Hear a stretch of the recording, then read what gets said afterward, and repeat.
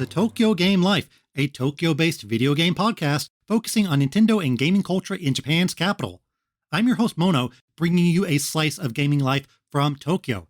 And this episode is a big one, as I'm featuring the biggest Japanese gaming event of the year, Tokyo Game Show. I'm joined by Ernest Lin, the senior editor of PlayStation Universe, to chat about this year's TGS. Sonic Frontiers, Resident Evil 8 VR, indie games, queuing strategy. We dig deep into this year's show and also give some tips on how you can enjoy TGS as a first-timer. In the game section, I talk about the retro-inspired 3D platformer Frogun, and I finally get around to Panzer Dragoon Remake that I bought for about $2. And in the news, hey, we gotta talk about the Nintendo Direct, right?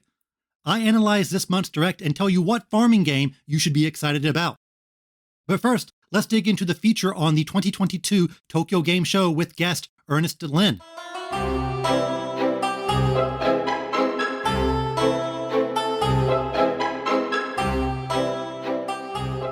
This episode's feature is all about the 2022 Tokyo Game Show. After 3 years, Japan's biggest gaming expo opened to the public and was jam-packed with games, oddities, and everything else you can think of. Joining me today to chat about this year's event is a special guest. So guest, please introduce yourself. All right. Hello. My name is Ernest Lin. I'm a senior editor at PlayStation Universe, and I attended Tokyo Game Show. Yes. Thanks for joining me today. Before we look at this year's show, what's your history with the Tokyo Game Show? My history with Tokyo Game Show, before the COVID pandemic, I'd gone a few years of the Tokyo Game Show. So I do know what it was like in the before times. This was actually my first time visiting the show. I've been in Japan for years, but every time TGS rolled around, I always had something get in the way. And yeah, it was shut down for 2 years due to COVID. Was this year different from the past years in any way? Yeah, it was. It's for one, it was smaller. So it didn't take up as much of the available kind of venue buildings at the Makuhari Messe. And of course it goes without saying that, everybody was in masks, and overall there were less people in general. Right. I think the numbers came out already, and it was, thousands of people less over the course of the whole 4 days. Some of that obviously because of the ongoing COVID-19, as well as, people, I think a lot of foreign press and visitors not being able to come in for the show.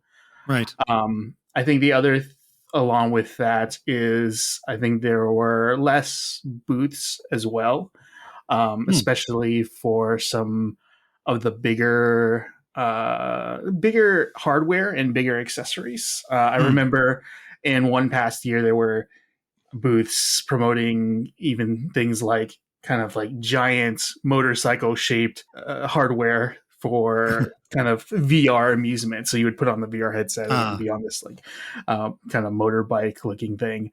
And I saw kind of like less of that kind of stuff at Tokyo Game Show this year compared to other years. And I think some of that, is pandemic related.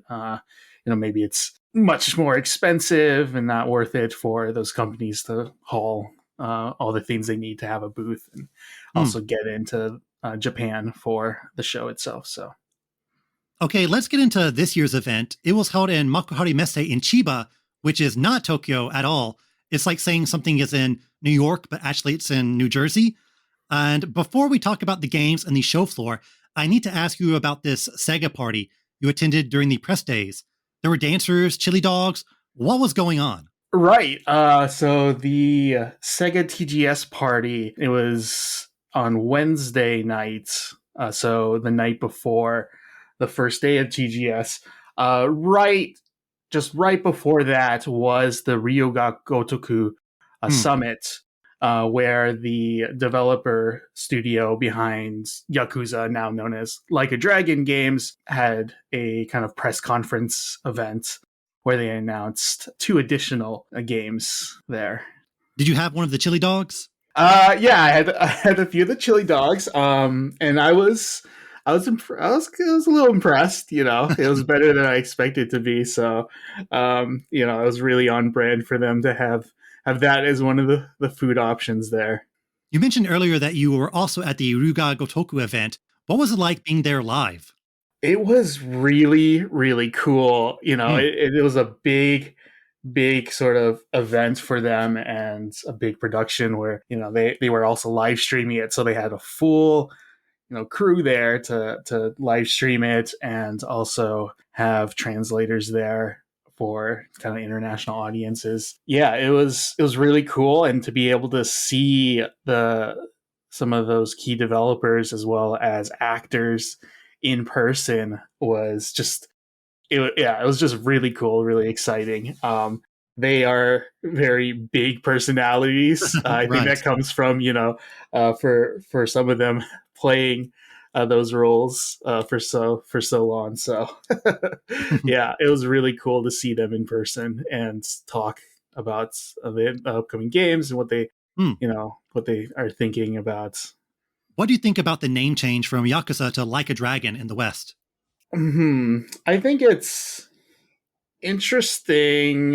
It'll take some getting used to after decades Hmm. of calling it Yakuza, and that has really gained such a big name recognition in the West. Hmm. So I think it will take time for people to get used to it. But I think it'll be okay. Right. Yeah. All right, let's talk about the games we played. What title stuck out to you on the show floor? For me, the standout had to be Resident Evil Village on running on the PlayStation VR 2. Hmm. And I believe that was not only the first time it was the PSVR 2 was at a public event, but also playable at a public event. And it didn't seem like they announced it ahead of time, so it came as a big surprise to everyone that Right. it was there and playable. So I was really quite impressed with both how the game ran on VR and also the PSVR 2 hardware itself. So, how would you say the PSVR 2 is different from other VR experiences you've had in the past? I think one thing is the ease of use for a VR headset that's able to produce such high quality visuals Hmm. and kind of that full AAA experience, especially compared to the original PSVR. It's quite leaps ahead in terms of the technology it's Hmm. using. It's also very simple for people to use as long as you have the PS5. It's the headset itself connects to the console with a single USB-C cable, Hmm. doing away with the more complicated setup of the PSVR 1, where it had a front camera, more cables, a pass through box, and whatnot. So Did you ever play Resident Evil 7 VR? I did. Yeah, it's interesting you brought that up. I demoed that, I think, back in E3 2016. I demoed Resident Evil 7 on the original PSVR.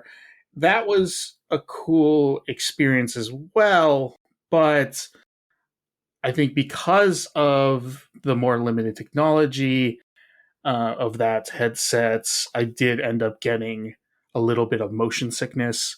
Uh, While with Resident Evil 8's Resident Evil Village on the PSVR 2, I didn't really experience any kind of motion sickness on that one. how is Lady D when you're looking at her with VR? Is she as tall as she appears in the game? Uh, Absolutely. In fact, she is even feels even taller and just more Hmm. massive in presence in VR.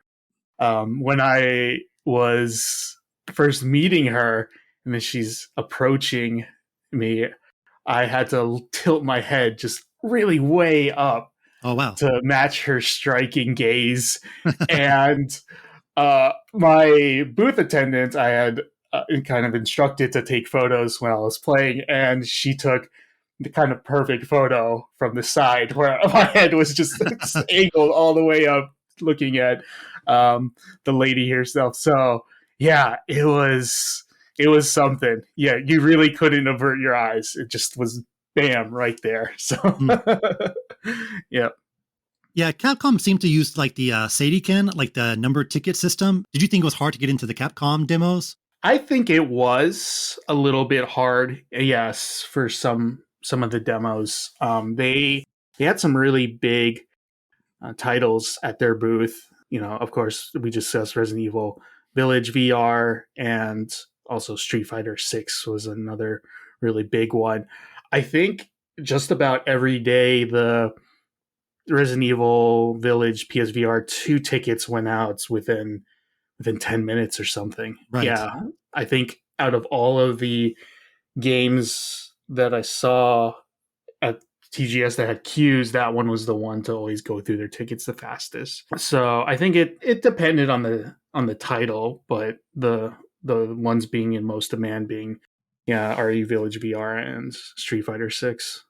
I attended Tokyo Game Show, and when I asked my listeners what game should I play, I think most of them told me to try out Sonic Frontiers. So did you get a chance to try out Sonic Frontiers? Yes. Yeah, I did. That was also one of the games I was really looking forward to trying because of kind of all the chatter and discourse that has surrounded that game ever since it was announced. What are your overall thoughts on your time with Sonic Frontiers? I walked away kind of the same as when before I had demoed it, which was kind of overall mixed feelings with a little bit of cautious optimism. The game still has, I think, the same kind of faults that people have been pointing out from the trailers and other footage that's released. For example, the overworld, the open world, open zone, as they officially title it, does look pretty dull, and it does still have that generic Unreal Engine tech demo sort of look where everything just looks unremarkable and colors are kind of muted and to give it that quote unquote realistic look. So I didn't really like the sort of aesthetic of that open world. But once you get into kind of I think the cyberspace stages, I think they're called, for when you get to play sort of it plays out more like a typical 3D Sonic platformer level where you got the stage, you're just trying to get through it as fast as you can. You're moving fast, cameras up close to Sonic. So that was more of kind of the 3D Sonic experience that we're used to. But I do think that maybe the open world won't be to everyone's liking. Yeah, I also tried it out. It was actually the first game that I tried out. I got there, of course, at 10 o'clock, or they let me in at 10 o'clock after lining up about an hour beforehand. And the first thing I did was, rush to the Sonic line. But it was already filled, even though I got there immediately. And I asked the guy, when can I enter the line? And he's like, I don't know. So at this time, I was very afraid that, wow, I'm not going to get to play any game at TGS. But something I learned at TGS is that if the line is closed, just come back in maybe 5 minutes and it might be magically open. So I came back later and they let me in line, and I waited about an hour to play, which seems like a long time, but it was doable. And you have that big Sonic balloon that you can stare at for an hour or so. And I think I have a lot of the similar impressions as you, where I wasn't very impressed with the game. It wasn't terrible, but also it's not like, when you play something like Mario Odyssey, Mario feels like butter immediately, and you understand the appeal of that game instantly. Here, like Sonic, he felt a little bit kind of herky-jerky when he was moving around. And I'm not sure what controller you played on, but they gave me an Xbox 360 controller to play Sonic Frontiers. What controller did you use? I used the PlayStation 5 controller. I was at one of the PS5 demo stations. Oh, okay. You were very lucky. Yeah. And, I'm covering as a PlayStation focused outlet, so it made sense. But okay. I do want to comment that you were very right with how a number of the cues were Right. with at TGS, where yeah, it did seem like they kind of staggered how they allowed people to get into the lines. Mm. And yeah, an hour wait does sound long, but yeah, there's a lot of just sights and sounds happening around you. There's the big screen playing various trailers, so I think it was kind of easy for people to be sort of entertained and have the time pass by. Right. Yeah. In the Sonic line, first of all, there's a lot of very hardcore Sonic fans who are also in the line. They're decked out with like Sonic merch and like Sonic plushies, and like some guy had like a Mega Drive backpack. So you could really feel like, oh, a lot of people are really excited to play this demo. And I did play it, and I do think there are some positive things about it. Like the combat is pretty interesting. Like when I fought that big tower, I thought that was kind of clever in how you had to attack different parts. And I don't think Sonic feels very slow in the overworld. Sometimes it can be a little deceptive because the camera is kind of pulled out a bit more than like a typical Sonic game. So it kind of doesn't look like he's covering a lot of ground when he actually is. And the graphics, I think they did look nice, even though it is like this very weird, like Sonic was modded into like a different game type of feel. I think maybe like it might take some getting used to. And once you kind of unlock maybe some abilities, maybe it will be a bit more interesting. So, was there any other game that you really caught your eye on the Tokyo Game Show floor? I really liked the Crisis Core Final Fantasy VII Reunion, which is a remake of the fan favorite PSP PlayStation Portable game. Mm. And that's coming out this coming December.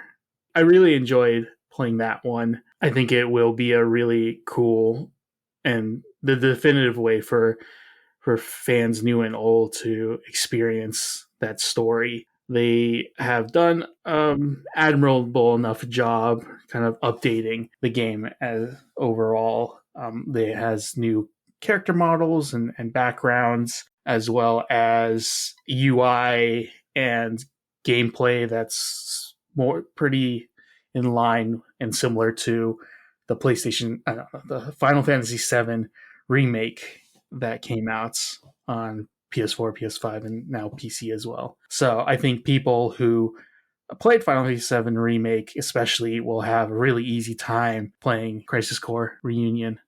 Yeah, strangely, there was quite a lot of representation by the PSP at this year's Tokyo Game Show. We had Crisis Core and also Persona 4 Golden. Even though it wasn't playable, there was like a big statue, and Sega was really promoting Persona. Did you get one of the big Persona bags? I did not know. They did look cool, but I just personally don't have much utility for it, and it was really, really big. So, Yeah. um, but I did see it, and it did look really nice. Yeah, Persona was there in a big way. There's a lot of Persona games being ported to various platforms, and the big one being Persona 5 Mm. coming to Xbox as well as PS5 with all their DLCs, all its DLCs. So, Mm. yeah, it was really cool. They also had statues of some of the monsters from Persona series, so that was cool to see. Another game I tried out was Super Bomberman R2, and I'm a Bomberman fan, but it doesn't really feel like a game that you need to go to TGS to, experience. I did play it, and it is like Bomberman, which I do like, but you know, I mostly entered it because, well, the line was pretty short. Because I think most people didn't go to TGS solely to play Bomberman. One cool thing is that they had like three different sections because, of course, it's a multiplayer game, so you have to play against other people. So there's like two pods or two areas where it's like four people playing, but there's also two people, like I guess from Konami or whoever, playing like on a stage, and they put me on the stage as well. So I got to play against like the Konami people, and I Oh did wow, win. nice. Yeah, I did win. I don't want to brag, but I barely edged out a victory. But I was very happy to be on stage and have my big moment for Bomberman. I think if you like Bomberman, Super Bomberman R2 will be fine. And another title I played was Wanted Dead from Soliel. Did you check out this game? I did not get a chance to check out that game. If you didn't play it, I think maybe you saw maybe the kiosk because it takes place in like a kind of like a retro 50s cafe. Maybe you saw like some girls like wearing these pink like waitress outfits that were probably wandering around.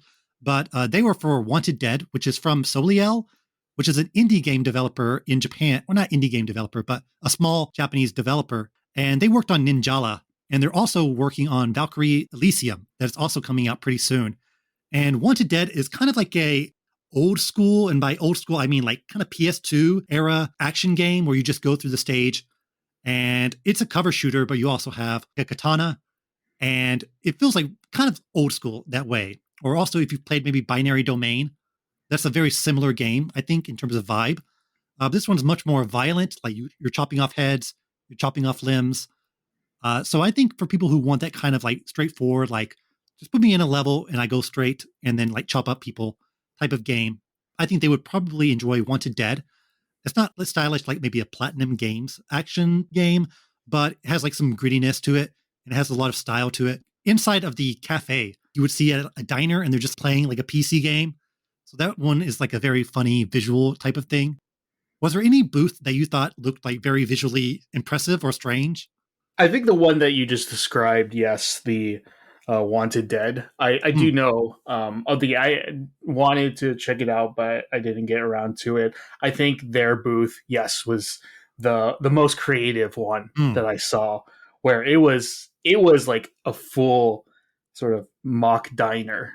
Yeah. Sort of classic like Americans 50s 60s diner, and it was set up with fake food. You had the booth attendants and like waitress garb, and the seating was like a diner booths and counter chairs and whatnot. So yeah, I think that's probably the one that I thought was like the most unique, the most creative one.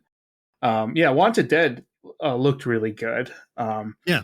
And I know one of the actresses in it is Stephanie Houston, who is a Dutch model who's most famous for portraying Quiet from Metal Gear Solid 5. And not only is she portraying a character in that, but she is also the cinematic director. Oh, I wow. heard. Yes, in that. So it's really cool that she's getting a chance to be more involved in game development as well as continuing to act in games. So Yeah, I didn't know that, but now that I'm thinking about that character, I'm like, wow, that definitely looks like her. right. Yeah, they also modeled that character's look and appearance based on her. Another game that I tried out was Atelier Ryza 3. Are you familiar with the Atelier series at all? Not particularly. I know of it and kind of the gist of the gameplay and the worlds that Atelier takes place in. How was the game? I'm also like not experienced with Atelier at all. That's one of those Okay. series that I say that, I'll get into it one day because, they keep making them. So there must be some appeal to it. Right on. I just want to, kind of check that off my franchise list. So I guess I technically did. And we were talking earlier about entering queues. This was like the most difficult queue to enter by far. Really? Because I wanted to, after Sonic, I played Bomberman and then I had lunch. And then after lunch, I thought, okay, what are some other big games I want to play?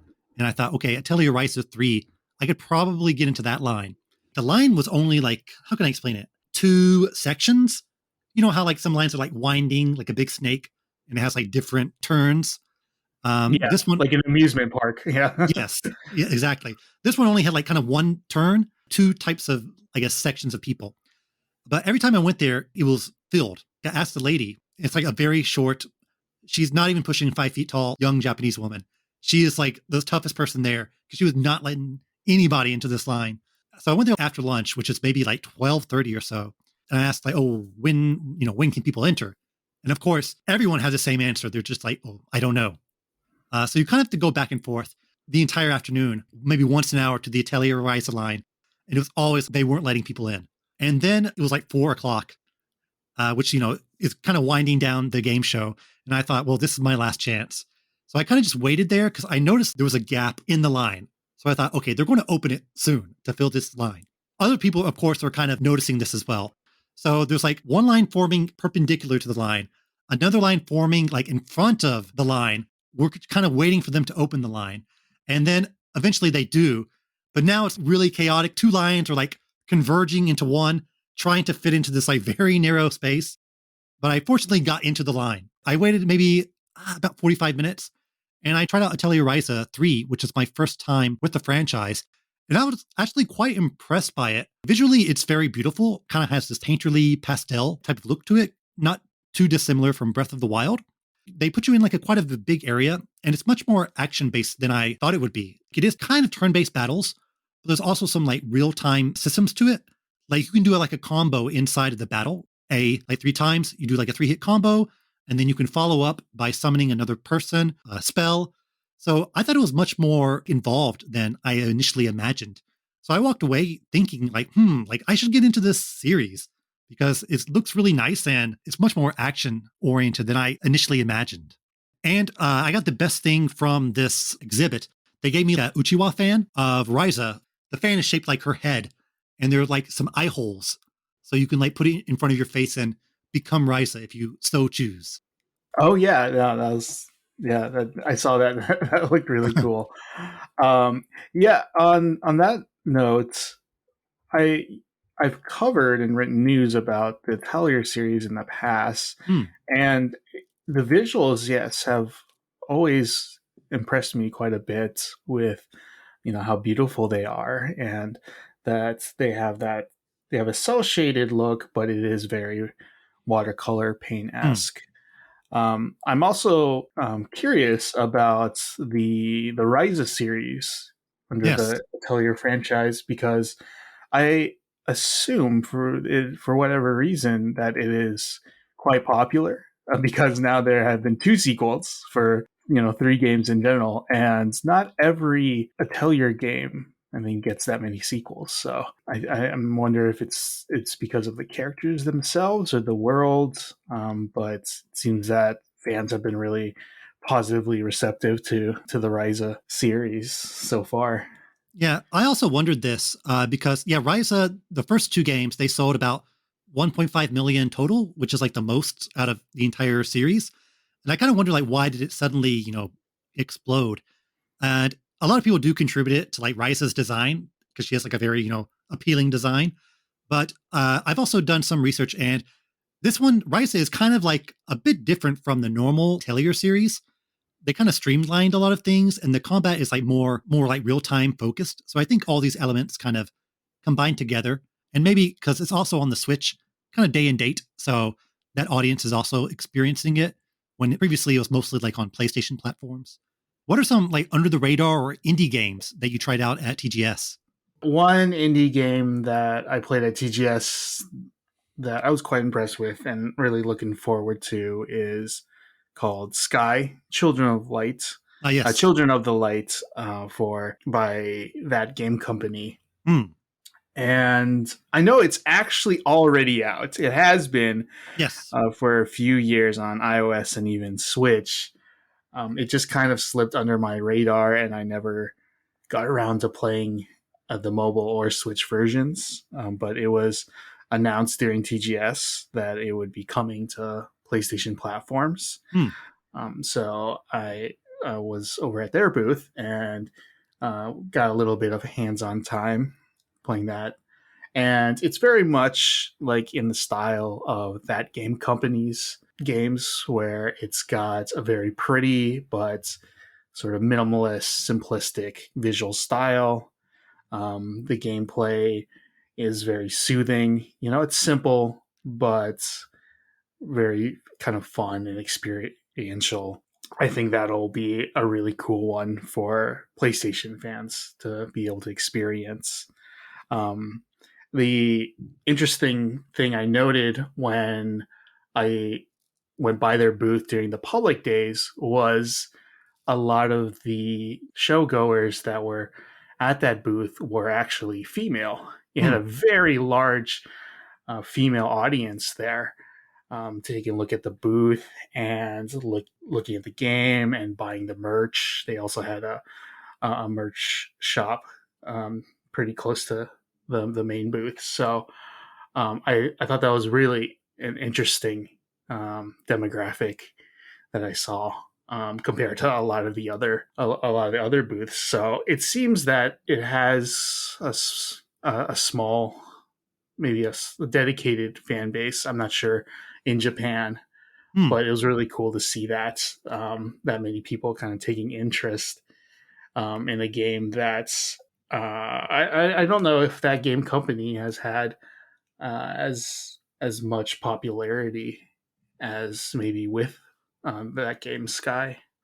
Yeah, I was surprised about how many booths there were dedicated to Sky at TGS. They had at least more than two, and they even had like a shop that you could buy like Mhm. Sky merchandise. Yeah, it was a bigger presence than I expected to be. So I assume that it's got maybe a pretty decent following Hmm. in Japan and in general. So I'm really looking forward to playing more of that game because I really have loved a lot of the other that game company titles that I've played through, like Journey and Flower and Flow. Hmm. So I think that'll be a really cool one. Two indie games I want to highlight. I played Oni Road to be the Mightiest Oni from Kine Design, which is a small Japanese indie developer. It's coming to Steam and PS4, PS5 pretty soon. Basically, you play as like a very small Oni demon from Japanese mythology, and it's sort of a mix between kind of Zelda and Okami. It has a very kind of ukiyo-e or cel-shaded art style. You're kind of walking around like the small village, but then you are put into combat scenarios, somewhat similar to Okami, where you're just kind of like in a closed off combat arena, and then you fight the demons or other monsters. And the combat is pretty interesting because it's a bit more precise. You not only have to like knock down the enemy, but you kind of have to do like a finishing blow to them as well. And if you knock them down all at the same time. And so I think the visual design is really a good selling point. I think people who maybe like Okami would probably check this one out as well. And another indie game that I played was Ruins Magus. I hope I'm saying that right, which was another Japanese indie game, and it's a VR. And basically, you are like a mage, and you are throwing like fireballs and like electricity powers with your hands. So I've never tried the Quest VR before, and it was quite impressive about how much you can react with it. Like you really need to move quite a bit in order to do things, not in a bad way, but more in like a very, kind of dynamic way. You're really like if you want to block, you really need to move as much as you would if you were really using a shield. And I really like the art style because it's kind of like this cell shaded style that I think a lot of VR games really don't use because I think a lot of them try to go for like maybe more realistic because of course you're trying to show somebody something that is right in front of their eyes. So you try to do something a bit more visually like real. But this one leaned more hardcore into like sort of the more fantasy JRPG type of look. I thought it was very easy to control, and you can do like some cool things depending on where your hand is. So there's a lot of different abilities you can use. When you go to the indie game section, there's not a lot of space, so you have to be quite careful if you're moving around in VR because you could easily knock over something or knock over somebody. Yeah. The main sort of I agree with that. The sort of main indie game area. They were, they weren't like these big full size booths. They were kind of more closer to the space of maybe a cubicle, right? So Right. yeah, they must have always had to be really aware of any of the VR players moving around and making sure that they're not hitting anything. And at TGS, there's no shortage of freebies. Were there any freebies or swag you got that you really liked? Oh man, swag. For me, I'm a pretty practical type, so I really liked any of the tote bags that I got because I Yes. can use those while shopping, and so there was no real shortage of those. I got a Sonic one for Mm, from Sonic Frontiers, and there was a Koei Tecmo one for having the Koei yes. Tecmo app. So for me, I think it. I really like the tote bags because I'm gonna get like real practical use out of them. How about you? Yeah, I got quite a few bags. I got the Sonic Frontiers bag. I got one from playing Super Bomberman R2. So I got a Bomberman bag. And of course, yeah, I got the Koei Tecmo app bag that you can get for free if you download the Koei Tecmo app and show them. And I got the Persona bag that we mentioned earlier. Everyone had one of these bags. So I thought I got to get one too. But the bag, it's not very sturdy. Like mine broke during TGS. So now it's just kind of on the floor. I don't know how I'm going to use it. I think I need to eventually throw it away, but it's kind of a priceless item from TGS, so I don't want to get rid of it. But yeah, I think the best thing I got was definitely the Ryza fan, because it's just such like a weird thing to have. But the most practical, I would give it to the Koei Tecmo app bag. I think people could actually use that for quite a while.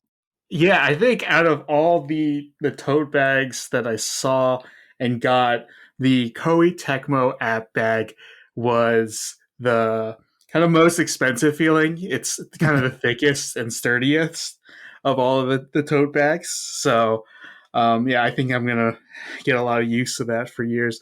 I just remembered that a kind of interesting, maybe the most interesting or funny swag I got Hmm. was from at Capcom, the month for demoing Monster Hunter Rise Sunbreak Hmm. that they gave me. It looks like it is, yes, it is Clear brand. That's the brand. Shampoo and conditioner, like full size bottles. Uh, Wow. it's those two. Yeah, in a Monster Hunter plastic bag. It looks like they're having some kind of collab, some kind of collaboration with Monster Hunter. So I was I was quite surprised when I was handed the plastic bag, and there was half to it. I looked inside and I found, okay, it's a full bottle of shampoo and a full bottle of conditioner. So I guess I can use that. According to the stats, like you mentioned earlier, attendance was down quite a bit from the last live event in 2019. 260,000 attended in 2019, but only 138,000 in 2022. Why do you think the numbers were so low this time around? Yeah, that I do recall seeing those numbers, and um, yeah, it's quite a drastic drop, and that explains why the public days didn't feel as crowded. Not nearly as crowded as some of the past public days.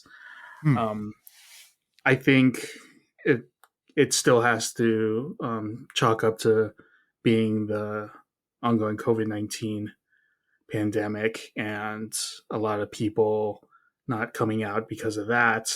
And Japan, it's still really tough, I think, for the international crowd to come to the show as well. I noticed that there were still a lot of a lack of sort of international Hmm. journalists, especially from the West, from Europe and the North America. So, I think it's pretty much because of COVID-19, um, that there's still hesitancy to go to some big events. Hmm. Is there anything you think they could change or improve for next year? I'd like them to have. I'd like them to use more of the additional venue space, um, even if that is to spread things out a little more. Um, and it's not really up to the people running TGS necessarily, but it would be nice to see more companies there. We didn't have the big three, Microsoft, Sony, and Nintendo there. Hmm. But also it'd be nice to see some of the more independent studios and publishers, as well as any more hardware and accessories companies there as well. Because I did notice that there were some that I have seen in the past not attend this year. Since it was my first time, I'd like to share a bit of what I learned. One, definitely get there way before they open the doors, at least 1 hour or maybe even 2 hours beforehand. Also, bring your own lunch since the food trucks and restaurants will absolutely be crowded, and that's not time you can really waste. And 3, don't just go for the big games, but also spend some time looking at the indies. That way you can talk to developers or PR people to get a better understanding of the game. Do you have any general tips for people visiting Tokyo Game Show for the first time? Sure. I think some of these might overlap with yours. One, yes, bring your own lunch, bring your own food. Not only are the food trucks and the food court very crowded, a lot of the times they, of course, have their prices up. Right. It's not cheap. It is a bit expensive. So that's good, as well as staying hydrated, Mm, whether that's bringing your own water, making sure you go to the vending machine and get something to drink because you're going to be doing a lot of walking and it can still be pretty hot and humid in September, so you might be sweating a lot. Next would be, yeah, get there early. mm, Get there early. People line up for the opening of the show floor pretty early, so I think it's a good idea to get there early. And I would also say don't get discouraged by the sort of written wait times. A lot of booths still have yes. a sign there that has an estimated wait time, and those tend to be more conservative and be longer than the actual wait time, Mm, from both my own experience and also from talking with friends. So I think don't be discouraged by a long wait time and just choose the games that you want to play. Commit to just waiting in them, and also wouldn't be a bad idea to bring a backpack or a duffel bag for carrying all that swag to put it all right. in. Great. Well, I'm glad you could join me to talk about 2022's Tokyo Game Show. So, Ernie, where can people find you? Right. You can find me on Twitter and other socials. My Twitter handle is Ernie-chan, spelled ERNIICHAN. And you can find my writings at PlayStation Universe, which is psu.com. Uh, our site also has a Twitter, which is PSUDOTCOM. So literally PSU.com spelled out. Awesome. And listeners, the links to everything are in the podcast description. Once again, thanks for joining me today. Thank you for having me. I enjoyed talking about the show. All right, let's check out some games.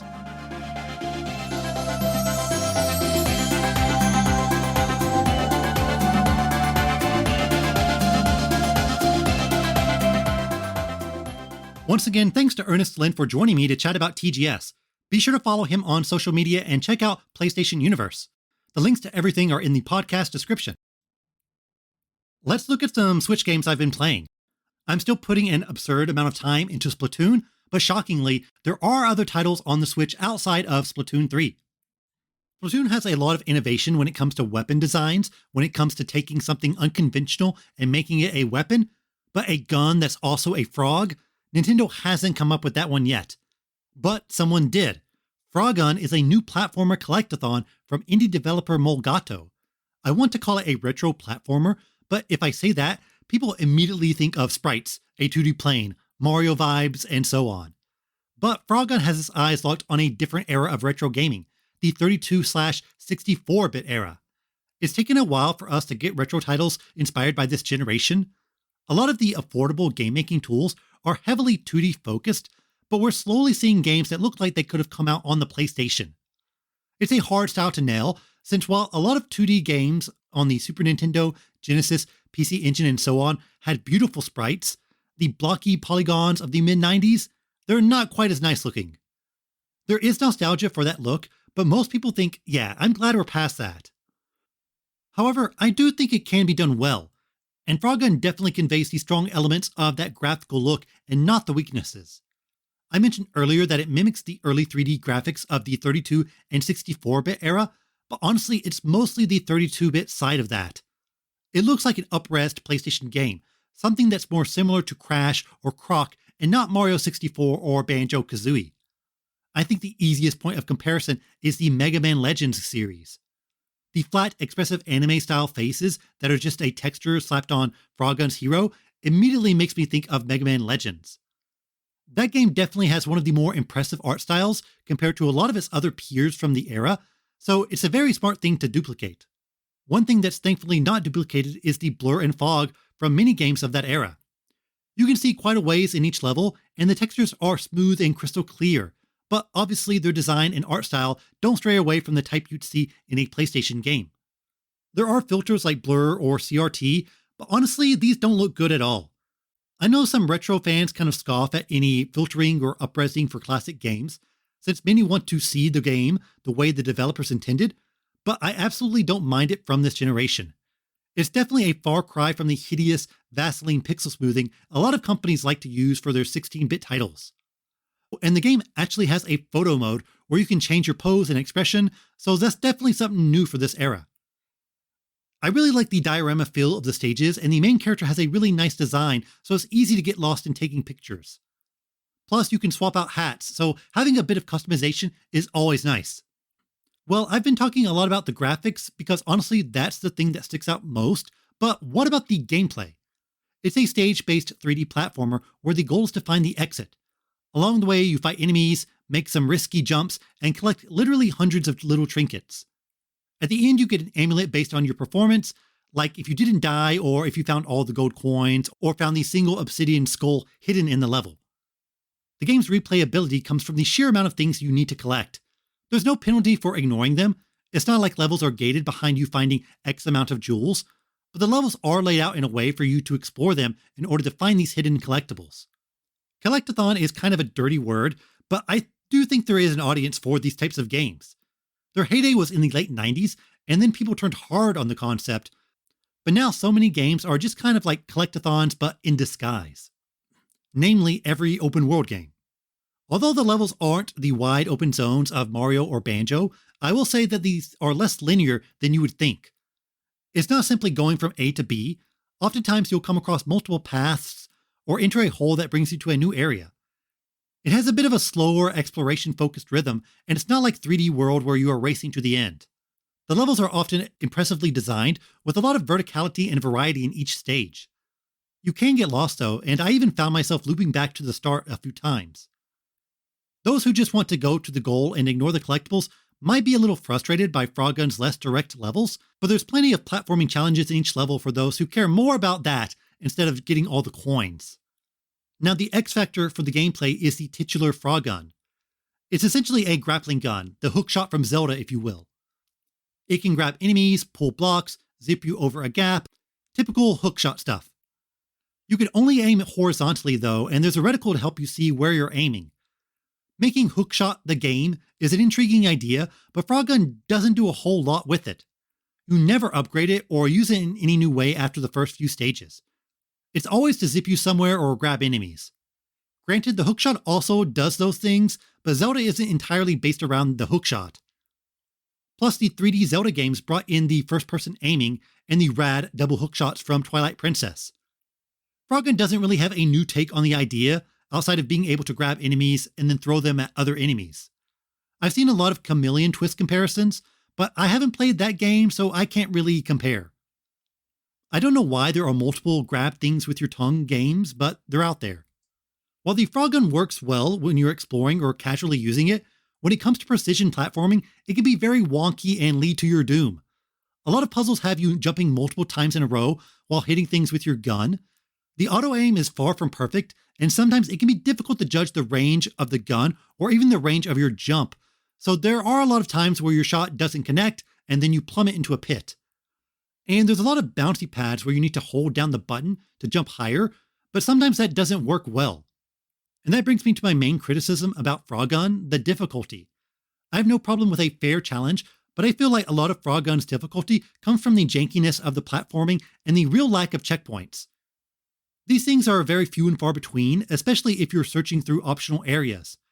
You'd hopefully want one right before a tough platforming segment, so you can just immediately try again, but oftentimes they are just arbitrarily placed at the halfway point of a level. If I could change anything about the game, it would be to add more checkpoints for sure. There are these levels where you race another character. This is a good way to mix things up, but the races have 0 checkpoints, annoying collision detection with the other racer, and often a lot of really weird platforming segments that aren't fun. I don't get why these levels have 0 checkpoints. Having just one would be a huge help. Because of the game's specific strengths and weaknesses, Frogun definitely feels like a lost PS1 title. If this game came out in 1997, I think it absolutely would be a cult hit and people would be begging whoever to make more. As a 2022 game, it definitely feels like it hits the right nostalgia buttons, but it also falls into a lot of the same traps games from that era did. I'm kind of on the fence when it comes to recommending it. It was fairly cheap and I enjoyed most of it, but I fell off after World 4 and I don't know if I'm going to go back to it. The developer has been patching the game based on player feedback and to fix a lot of some very glaring glitches, so maybe it's slowly getting better. I think your love for this game will come from how much you love those old PS1 platformers, or even if you preferred them over Mario 64 and the like. Okay, I talked about a new game that looks like an old game, but how about an old game that looks like a new game? Because it was remade. I'm talking about Panzer Dragoon Remake. This is the 2020 remake of the original 1995 Sega Saturn rail shooter. Think Star Fox, but with a dragon. I swore this game came out last Christmas, but nope. Time has completely congealed into just one moment, and I can't remember what's what. I'm normally a stickler for dates, especially for games, but I'll give everyone a pass for mixing up anything that happened from 2020 to 2022. Why am I talking about this game now? Well, I just bought it a few weeks ago for about $2. It's been having these drastic 90% off sales on the eShop and Steam, and at $2, hey, you might as well try it. That's 2 tries on a crane game, both of which you'll probably lose, so this is a better investment. The remake is published by Forever Entertainment and developed by Polish team Megapixel Studio, and both also worked on the House of the Dead remake. Panzer Dragoon, like many defunct Sega franchises, is one with a very interesting history. It was developed by Team Andromeda, who worked on the series until being split up into other Sega development teams like United Game Artists and most importantly, Smilebit. If you don't remember Smilebit, who also was broken up by Sega, they worked on Jet Set Radio and 100 Swords. Smilebit also has one of the best company logos in the history of games. Look it up. The director of most of these games is Yukio Futatsuki, who later directed Phantom Dust and founded Grounding Inc. For a Nintendo connection, that company worked on Sakura Samurai for 3DS. Recently, they worked on World's End Club, so Panzer Dragoon was the first big project for a lot of people who went on to make some other cult hits. I would say Panzer Dragoon in general is definitely a cult hit franchise. It didn't become one of Sega's leading franchises, and it really only had a 7-year run, 1995 to 2002. That's the same gap as 2015 to now. Imagine if after Splatoon 3 came out, Nintendo said, well, it's over, the franchise is done. I think Splatoon will outlast Panzer Dragoon, just a hunch though. Panzer Dragoon does have a pretty important legacy though, and I'm not just talking about that track from Sonic Racing Transformed. For one, it was one of the few launch games for the Saturn in America. A lot of people criticize the Saturn's US launch, and rightfully so, but Virtual Fighter, Panzer Dragoon, and Daytona USA are a pretty strong showcase for the new hardware. Even though the Saturn couldn't do 3D as well as the PS1 or N64, those 3 titles do encapsulate the idea of a major shift in game design and graphics from 2D to 3D. It was praised at launch and sold well enough to get sequels. There's Panzer Dragoon 2 Zwei in 1996, which is another rail shooter, a Game Gear title named Panzer Dragoon Mini, Panzer Dragoon Saga, which is a 1998 JRPG, and then Orta, a return to its rail shooter roots in 2002. 2 seems to be just a straight sequel, but most people say it's a huge improvement over 1. And Panzer Dragoon Saga has the unofficial title of Best JRPG You've Never Played. It's wildly expensive no matter where you go, and Sega lost the source code, so it's a game you're not going to play unless you emulate it. Orta 2 is also interesting in that it's an Xbox game in the era where Sega was throwing its support behind that console. You can actually buy it and play it on your Xbox Series X right now. But that was the swan song for the franchise, as its creators were scattered across different teams, the rail shooter genre subsided, and just general Sega being Sega and not doing much with their other gaming franchises. I've talked quite a lot about the history of the series, and that's kind of the most interesting to me, but there's a good game here. Panzer Dragoon? Fun. It's kind of the ugly duckling of the franchise in a way. Most people say 2 and Orta are better rail shooters, and while Saga is its own thing, people often consider that to be the best thing with the words Panzer Dragoon slapped on it. Even though this game may have been topped, it's still a very interesting game and ambitious in many ways. Like I mentioned before, it's an on-rail shooter similar to Star Fox, or maybe Space Harrier is a more appropriate comparison since that's from Sega, or Afterburner, but honestly I still think it's closest to Star Fox. You automatically move through a level and then blast enemies that pop up in great numbers, all while dodging attacks. There are big boss fights where you try to blow up enemies that take up the entire screen. You know what to expect from these types of games. Panzer Dragoon especially is very straightforward. You really only have one attack. You can pew-pew with a laser or charge to lock on. And honestly, the button press attack is worthless, so really you're just charging, locking on, and then releasing the button. You don't have any other special abilities or weapons. It's mostly about timing your charges right.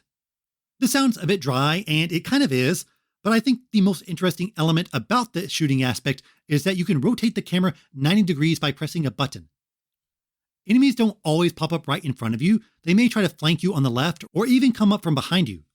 You press the button to rotate your view and then you shoot them down. It's important to keep note on where the enemy is on your minimap and think about which ones you need to take down first. This kind of 360 degrees combat is pretty unique for the genre and honestly a bit mind-blowing for a 1995 game. This idea shows you that 3D gameplay is something truly unique and different. Yeah, it's not special in 2022, but you gotta put yourself in the mindset of when it came out to fully appreciate what retro games were trying to do. Another important element of why the game is memorable despite its pretty basic gameplay is the art and setting. Panzer Dragoon takes place in an apocalyptic world. Not one of dilapidated skyscrapers or burnt-out cars, but one with strange architecture, vast forests, sweeping deserts. It feels like an alien world completely abandoned eons ago. The only signs of life are a crumbling empire with massive, illogical machines and weaponry, plus artifacts so peculiar you have to wonder what the original purpose was in the first place. It takes inspiration from the French artist Moebius, who also drew the cover for the Japanese version. Look up Moebius's comic Arzak. It's almost exactly like Panzer Dragoon's visual style. That comic also heavily inspired Nausicaa, though maybe Dune is the example of this type of sci-fi fantasy. By the way, I did see the new Dune movie recently and really enjoyed it. Hey, you could make a Panzer Dragoon movie. Put that next on the list, Sega. The levels are so visually striking, and since there aren't any alternate paths or real 3D movement, the game can kind of direct itself and show you what it wants you to see. There are these quiet moments of peace where you are just soaring on your dragon through a strange landscape without enemies attacking you. Here you can just soak up the amazing atmosphere. There are quite a few levels where it's just nonstop chaos though, and honestly I prefer these less dense action set pieces to one where you are just randomly blasting everything. As for the quality of the remake, well, the graphics are overhauled from the original game. It's not simply cleaning up the visuals, everything has completely new models and animations. I never played the original, so I don't have any affinity for that graphical style, but I thought this new remake looked and sounded fine. It doesn't have much else to do though in terms of unlockables. The game launched at $25, and for about an hour of gameplay, yeah, that's pretty steep. The game got pretty middling reviews when it launched, and I think a lot of that is due to the pricing. There really isn't any incentive to replay it over and over again, unlike Star Fox. There is a score system, but it's pretty basic and you don't feel the need to go back unless you are desperately trying to get 100% on each stage. The game is not that hard either. I think I died maybe 3 times, and I had plenty of lives when the final boss came around. For $2 though, I certainly recommend it if you've ever been interested in the franchise. I feel bad for buying it at such a low price though, since obviously they had to remake all the models and everything from scratch. Apparently they are also working on a Panzer Dragoon 2 remake, but it doesn't have a date. Though if it launches at $25, it'll suffer the same fate as this game did in terms of reviews and maybe low sales. Launch it at $10 and I think you'll hook way more people. Alright, that's it for games. Now let's look at some news.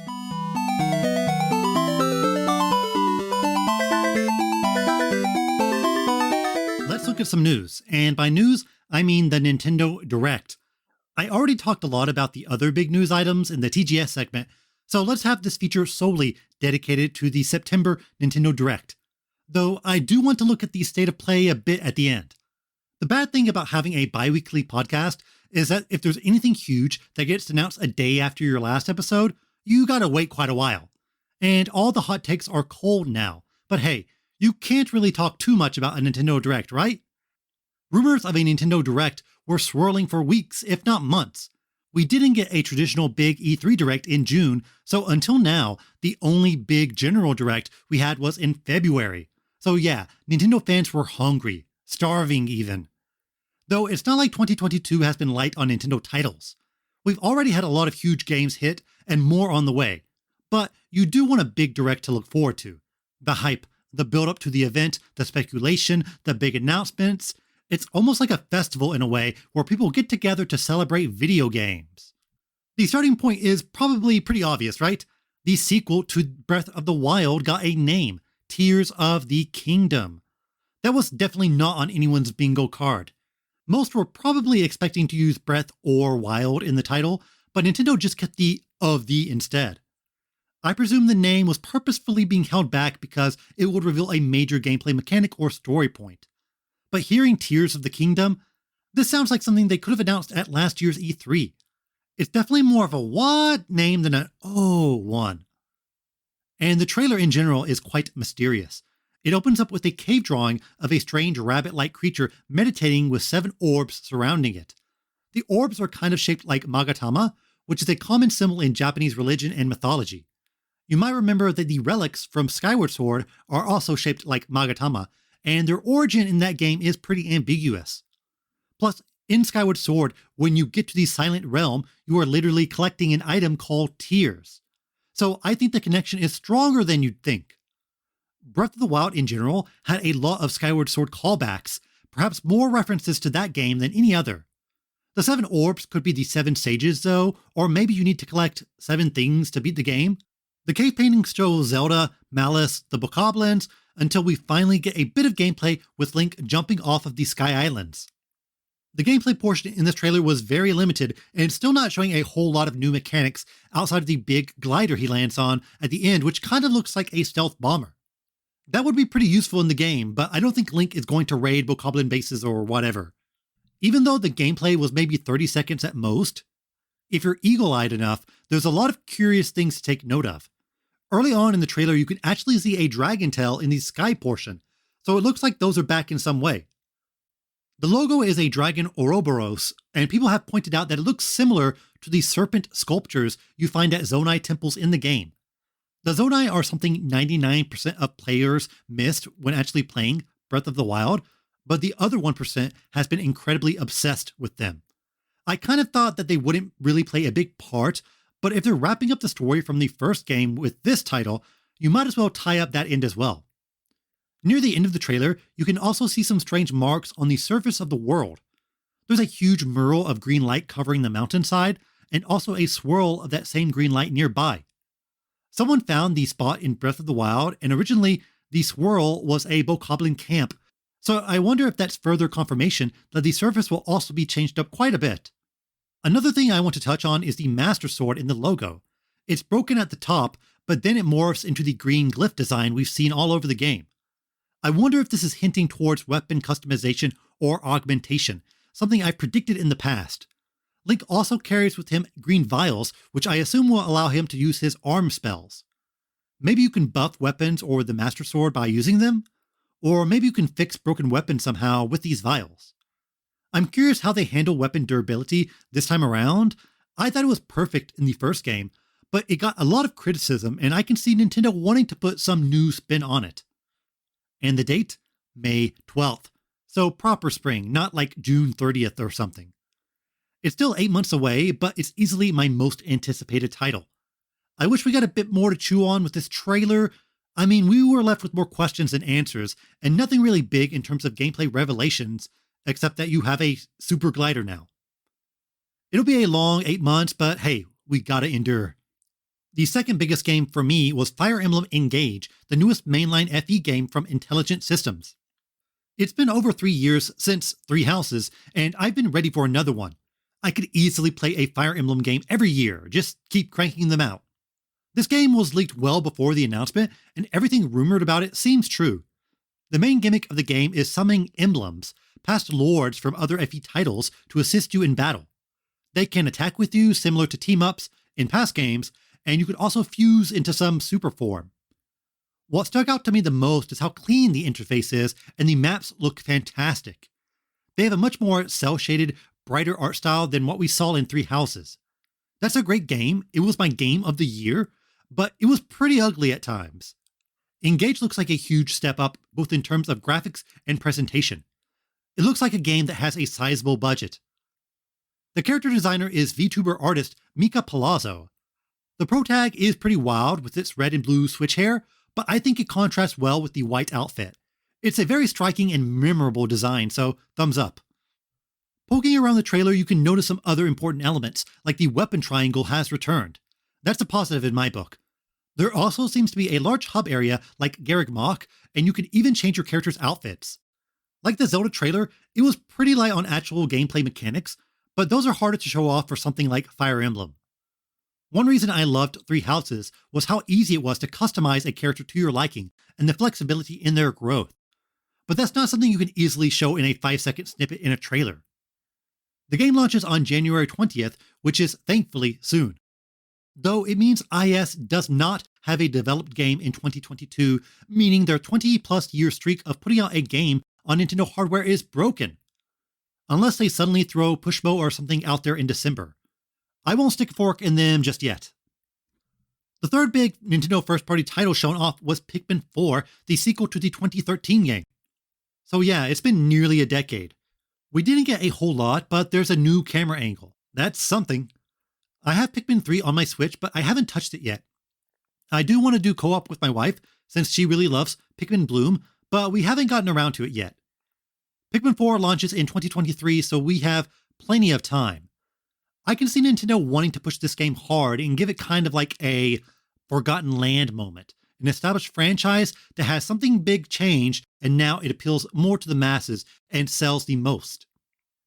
And in an out-of-nowhere announcement, we're getting Kirby Return to Dreamland Deluxe in February. It's a remake of the Wii game that's pretty highly regarded. You can now play as 4 Kirbys with their own copy abilities. I mean, come on, Kirby is the best character, right? DDD is fun to play for a bit, but you just want to swap to Kirby eventually. Bandana D was not pulling his weight in Forgotten Land. Give me more Kirby. I've never touched Return to Dreamland, and I can't promise that I'll plop $60 down for this one, but I think it's a good way to capitalize on the franchise's popularity, and it seems like another good game kids will enjoy playing together. Plus, Samurai Kirby is back, one of the greatest minigames ever. Nintendo also shared a bit more about upcoming NSO games.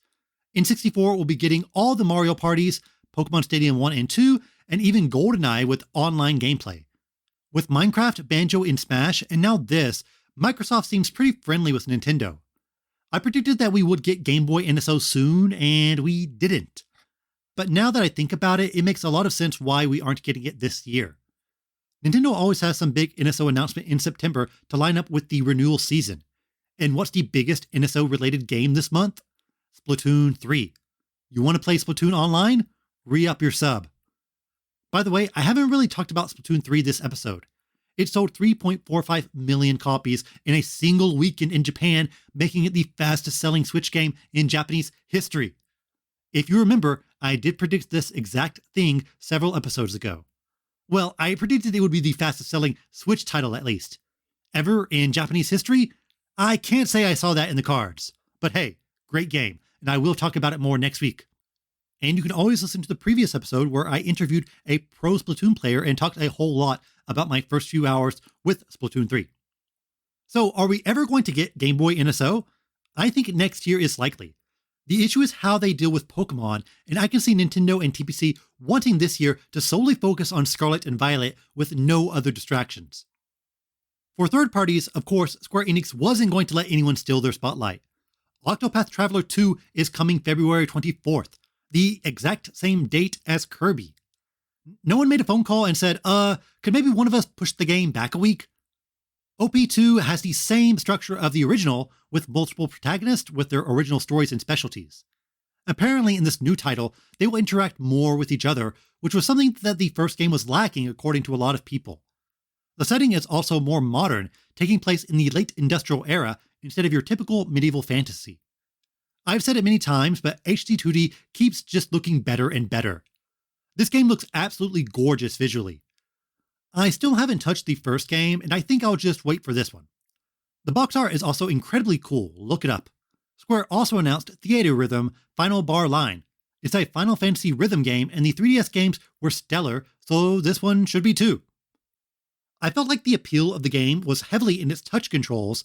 The whole structure and how you play it really revolves around touch in general. Yeah, I know the Switch also has touch controls, but it's not as easy to use as a 3DS. I'm sure button controls work fine, but it would take some getting used to. But if you skip the game on the 3DS, definitely keep an eye out for this new version. Square also showed off a bit more of Harvestella. Looks cool, and Various Daylife is now on Switch. It was a mobile game originally, but now you can live daily variously on the Switch. It's one of the more obscure Team Asano titles that they've put out this gen. Square also dated Crisis Core for December. They didn't mention Tactics Ogre, which is pretty odd. That game comes out in 2 months. And they didn't even talk about Diablo Chronicle, which is out now. But Square is pumping out more than enough games for you to play this year and the next. Let's talk about farming games. There were quite a lot of them. Not that I'm complaining, I'm not really into the genre, but it's cool to see these non-violent, chill games get some spotlight. We always joke about how many violent space horror games exist, and this is on the other end of the spectrum. We got Harvestella, Fae Farm, Story of Seasons A Wonderful Life, and Rune Factory 3 Special. I've got my eye on Harvestella for sure, but Fae Farm also looks pretty nice. It has more of a co-op focus, which helps it stand out, and it's pretty clean visually. I mean, 4 games out of over 40 games shown. I guess that's almost 10%, but I'm glad people who like these games are feasting. I feel like I should try out a farm game because I do like Animal Crossing and it's kind of similar. I tried Harvest Moon SNES, and while it was pretty fun, the time limit was too stressful. I've never touched Stardew Valley, and that seems to be the gateway drug into the genre. Harvestella interests me the most since I'm curious to see how a big publisher like Square tackles the genre. Plus, it's got an airship, something a lot of other farming games don't have. Other third-party titles, Fatal Frame Mask of the Lunar Eclipse is getting a remake and will launch for the first time ever in the West. This was originally only released in Japan on the Wii. I'm glad these Japan-only titles are getting localized. There's definitely a ton of other interesting games that still haven't made their way over to English-speaking gamers. Atelier Ryza 3, which I talked about earlier, Fitness Boxing Fist of the North Star is a cool announcement. The Fitness Boxing series has been a breakout hit on the Switch, especially in Japan. And teaming up with an established IP is a really smart idea. We've seen Story of Seasons, Boku no Natsuyasumi, and Monster Rancher team up with big Japanese IPs to get some eyes on the game, and I'm loving this trend.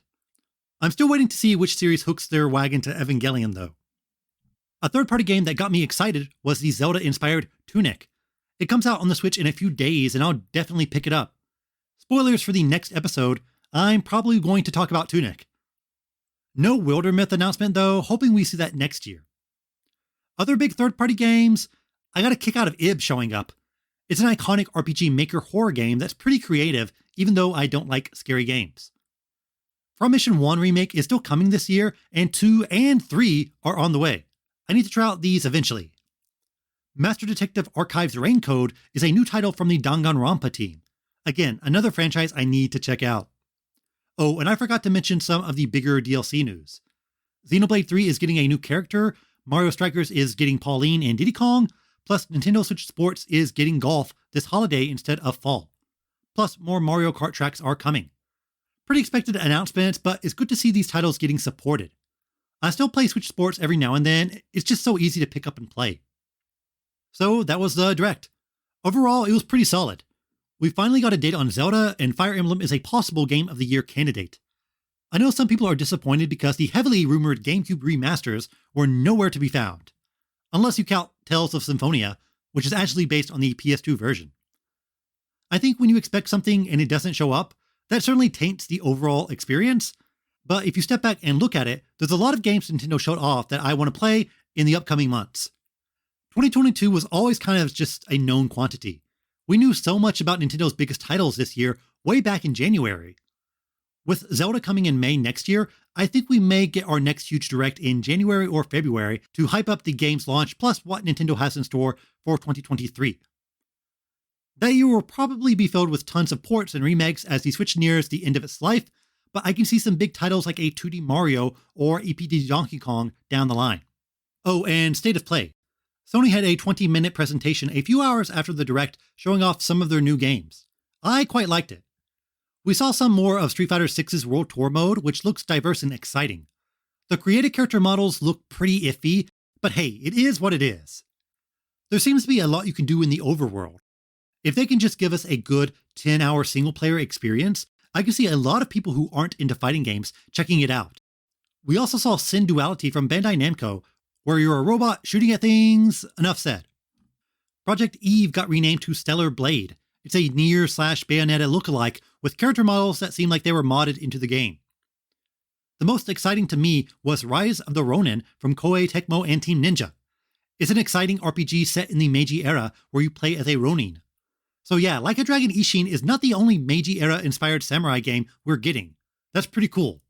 I'm a big fan of Nioh, and I always thought Team Ninja could easily make an open world action-adventure game with these mechanics, and it seems like they are doing just that. Kind of, at least. I wonder how heavily the RPG mechanics are.